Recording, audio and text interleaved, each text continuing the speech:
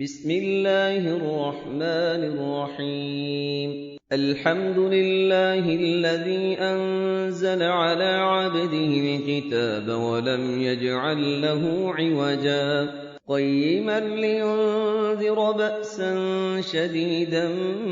من لدنه ويبشر المؤمنين الذين يعملون الصالحات أن لهم أجرا حسنا ماكثين فيه أبدا وينذر الذين قالوا اتخذ الله ولدا ما لهم به من علم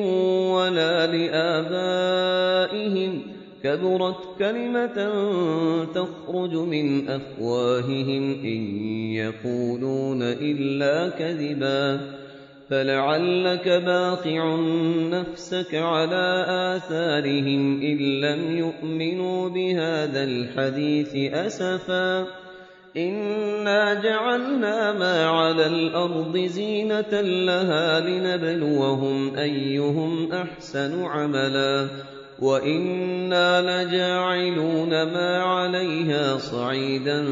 جرزا أم حسبت أن أصحاب الكهف والرقيم كانوا من آياتنا عجبا إذ أوى الفتية إلى الكهف فقالوا ربنا آتنا من لدنك رحمة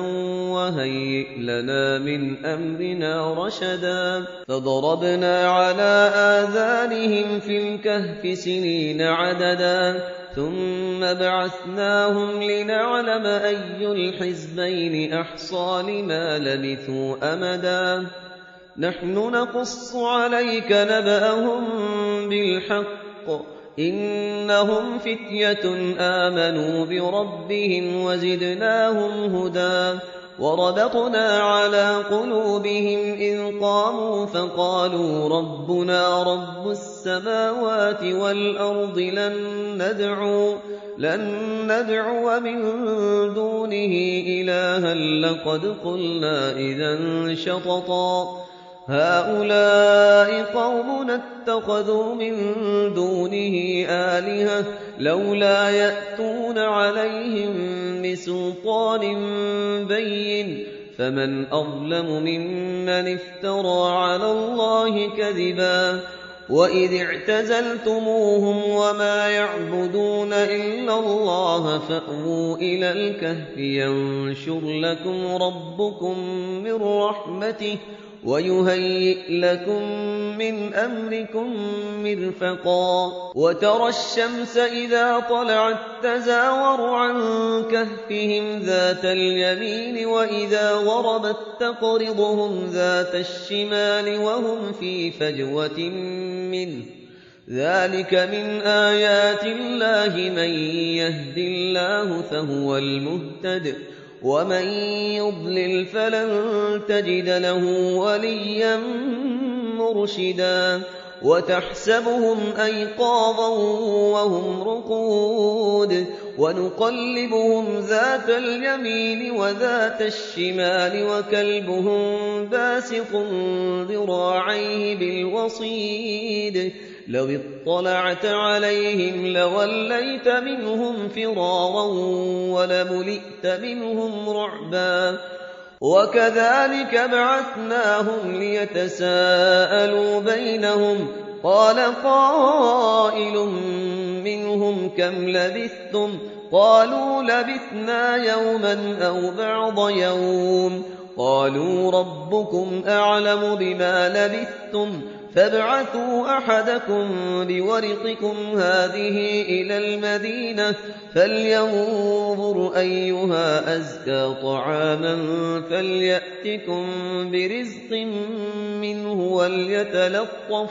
ولا يشعرن بكم أحدا إنهم إن يظهروا عليكم يرجموكم أو يعيدوكم في ملتهم ولن تفلحوا إذا أبدا وكذلك أعثرنا عليهم ليعلموا أن وعد الله حق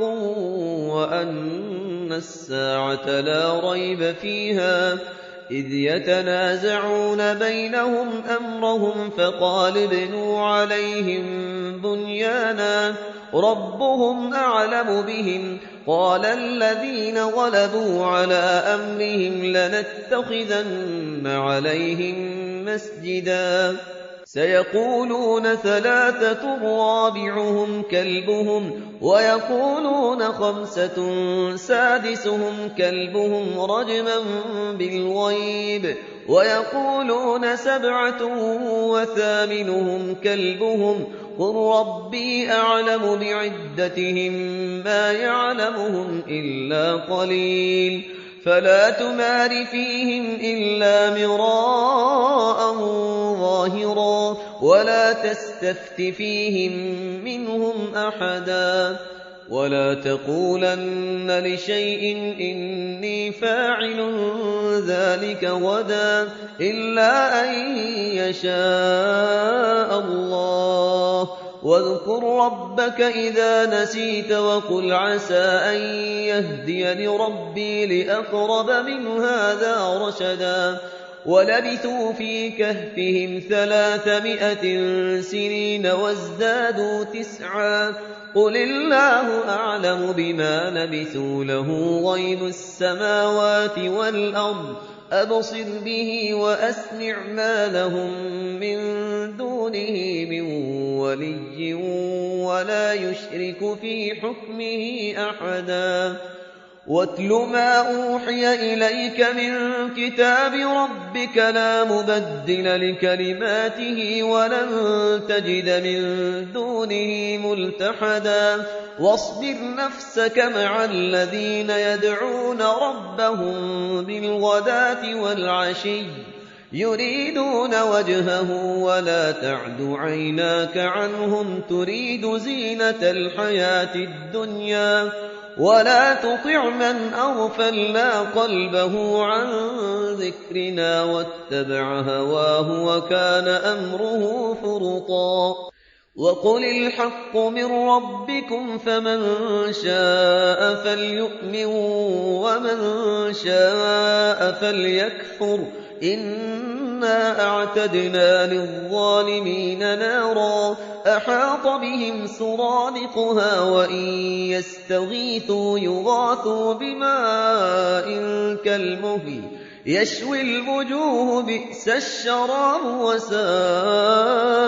مرتفقا إن الذين آمنوا وعملوا الصالحات إنا لا نضيع أجر من أحسن عملا أولئك لهم جنات عدن تجري من تحتهم الأنهار يحلون فيها من أساور من ذهب ويلبسون ثيابا خضرا من سندس واستبرق متكئين فيها على الأرائك نعم الثواب وحسنت مرتفقا واضرب لهم مثلا الرجلين جعلنا لأحدهما جنتين من أعناب وحففناهما بنخل وجعلنا بينهما زرعا كلتا الجنتين آتت أكلها ولم تظلم منه شيئا وفجرنا خلالهما نهرا وكان له ثمر فقال لصاحبه وهو يحاوره أنا أكثر منك مالا وأعز نفرا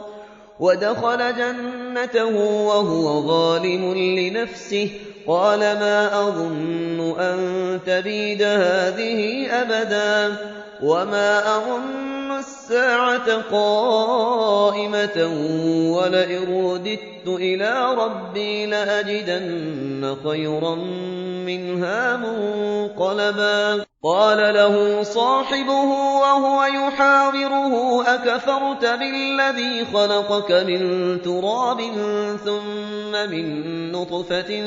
ثم سواك رجلا لكن هو الله ربي ولا أشرك بربي أحدا ولولا إذ دخلت جنتك قلت ما شاء الله لا قوة إلا بالله إن ترني أنا أقل منك مالا وولدا فعسى ربي أن يؤتيني خيرا من جنتك ويرسل عليها حسبانا من السماء فتصبح صعيدا زلقا أو يصبح ماؤها غورا فلن تستطيع له طلبا وأحيط بثمره فأصبح يقلب كفيه على ما أنفق فيها وهي خاوية على عروشها ويقول يا ليتني لم أشرك بربي أحدا ولم تكن له فئة ينصرونه من دون الله وما كان منتصرا هنالك الولاية لله الحق هو خير ثوابا وخير عقبا واضرب لهم مثل الحياة الدنيا كماء أنزلناه من السماء فاختلط به نبات الأرض فأصبح هشيما تذروه الرياح وكان الله على كل شيء مقتدرا المال والبنون زينة الحياة الدنيا والباقيات الصالحات خير عند ربك ثوابا وخير أملا ويوم نسير الجبال وترى الأرض بارزة وحشرناهم فلم نغادر منهم أحدا وعرضوا على ربك صفا لقد جئتمونا كما خلقناكم أول مرة بل زعمتم أن لن نجعل لكم موعدا ووضع الكتاب فترى المجرمين مشفقين مما فيه ويقولون يا ويلتنا ما لهذا الكتاب لا يغادر صغيرة ولا كبيرة إلا أحصاها ووجدوا ما عملوا حاضرا ولا يظلم ربك أحدا وإذ قلنا للملائكة اسجدوا لآدم فسجدوا إلا إبليس كان من الجن ففسق عن أمر ربه أفتتخذونه وذريته أولياء من دوني وهم لكم عدو بئس للظالمين بدلا ما أشهدتهم خلق السماوات والأرض ولا خلق أنفسهم وما كنت متخذ المضلين عضدا ويوم يقول نادوا شركائي الذين زعمتم فدعوهم فلم يستجيبوا لهم وجعلنا بينهم موبقا ورأى المجرمون النار فظنوا أنهم مواقعوها ولم يجدوا عنها مصرفا ولقد صرفنا في هذا القرآن للناس من كل مثل وكان الإنسان أكثر شيء جدلا وما منع الناس أن يؤمنوا إذ جاءهم الهدى ويستغفروا ربهم إلا أن تأتيهم سنة الأولين أو يأتيهم العذاب قبلا وما منع الناس أن يؤمنوا إذ جاءهم الهدى ويستغفروا ربهم إلا أن تأتيهم سنة الأولين أو يأتيهم العذاب قبلا وما نرسل المرسلين إلا مبشرين ومنذرين ويجادل الذين كفروا بالباطل ليدحضوا به الحق واتخذوا آياتي وما أنذروا هزوا ومن أظلم ممن ذكر بآيات ربه فأعرض عنها ونسي ما قدمت يداه إنا جعلنا على قلوبهم أكنة أن يفقهوه وفي آذانهم وقرا وإن تدعهم إلى الهدى فلن يهتدوا إذا أبدا وربك الغفور ذو الرحمة لو يؤاخذهم بما كسبوا لعجل لهم العذاب بل لهم موعد لن يجدوا من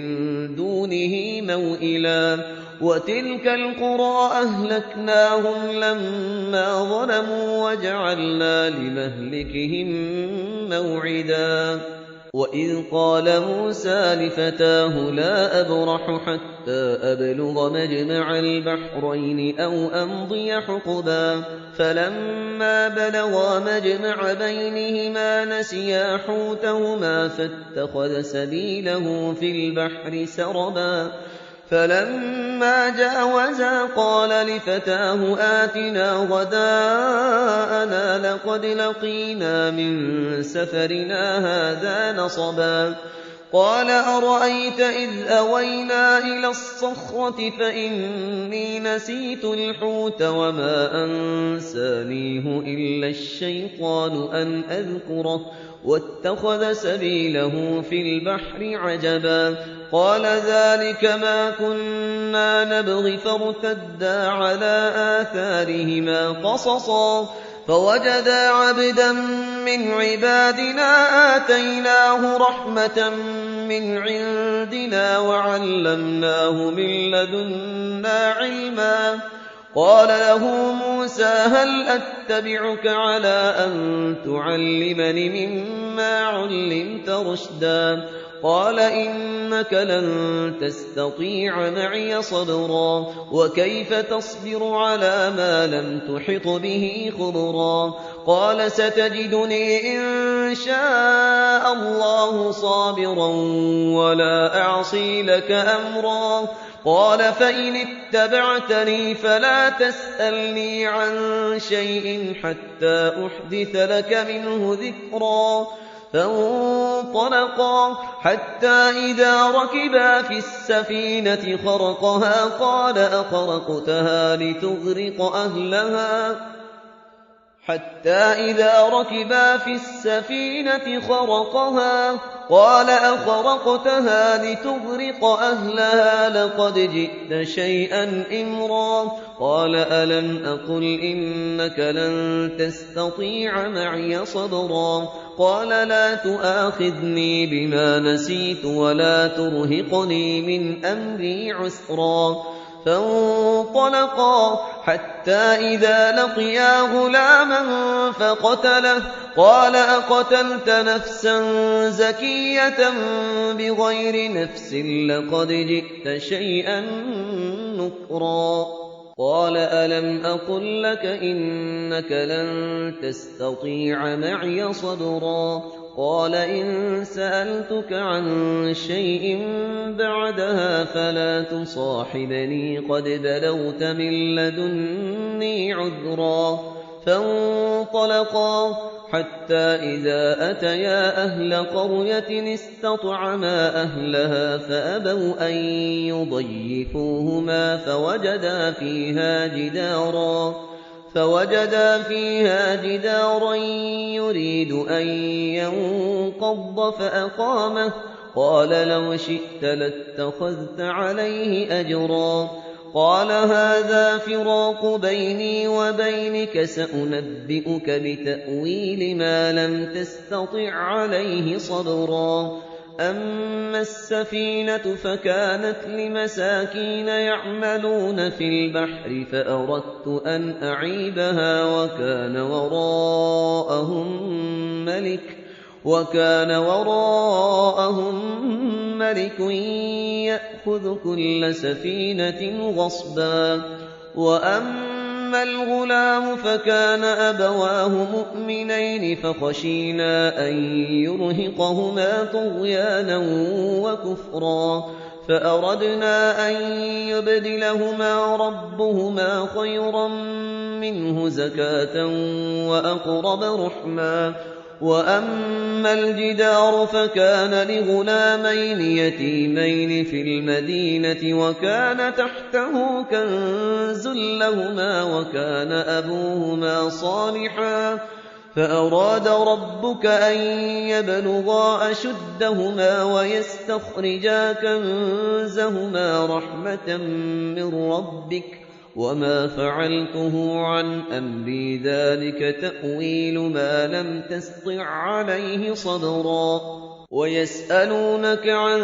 ذي القرنين قل سأتلو عليكم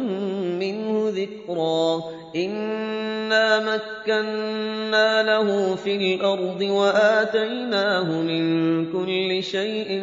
سببا فأتبع سببا حتى إذا بلغ مغرب الشمس وجدها تغرب في عين حمئة ووجد عندها قوما قلنا يا ذا القرنين إما أن تعذب وإما أن تتخذ فيهم حسنا قال أما من ظلم فسوف نعذبه ثم يرد إلى ربه فيعذبه عذابا نكرا وأما من آمن وعمل صالحا فله جزاء الحسنى وسنقول له من أمرنا يسرا ثم أتبع سببا حتى إذا بلغ مطلع الشمس وجدها تطلع على قوم لم نجعل لهم من دونها سترا كذلك وقد أحطنا بما لديه خبرا ثم أتبع سببا حتى إذا بلغ بين السدين وجد من دونهما قوما لا يكادون يفقهون قولا قالوا يا ذا القرنين إن يأجوج ومأجوج مفسدون في الأرض فهل نجعل لك خرجا على أن تجعل بيننا وبينهم سدا قال ما مكني فيه ربي خير فأعينوني بقوة أجعل بينكم وبينهم ردما آتوني زبر الحديد حتى إذا ساوى بين الصدفين قال انفخوا حتى إذا جعله نارا قال آتوني أفرغ عليه قطرا فما استطاعوا أن يظهروه وما استطاعوا له نقبا قال هذا رحمة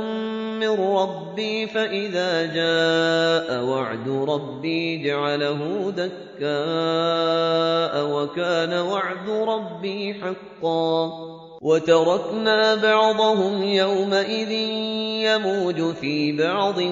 ونفخ في الصور فجمعناهم جمعا وعرضنا جهنم يومئذ للكافرين عرضا الذين كانت أعينهم في غطاء عن ذكري وكانوا لا يستطيعون سمعا أفحسب الذين كفروا أن يتخذوا عبادي من دوني أولياء إنا أعتدنا جهنم للكافرين نزلا قل هل ننبئكم بالأخسرين أعمالا الذين ضل سعيهم في الحياة الدنيا وهم يحسبون أنهم يحسنون صنعا أولئك الذين كفروا بآيات ربهم ولقائه فحبطت أعمالهم فلا نقيم لهم يوم القيامة وزنا ذلك جزاؤهم جهنم جهنم بما كفروا واتخذوا آياتي ورسلي هزوا إن الذين آمنوا وعملوا الصالحات كانت لهم جنات الفردوس نزلا خالدين فيها لا يبغون عنها حولا قل لو كان البحر مدادا لكلمات ربي لنفد البحر قبل أن تنفد كلمات ربي ولو جئنا بمثله مددا قل إنما أنا بشر مثلكم يوحى إلي أنما إلهكم إله واحد فمن كان يرجو لقاء ربه فليعمل عملا صالحا ولا يشرك بعبادة ربه أحدا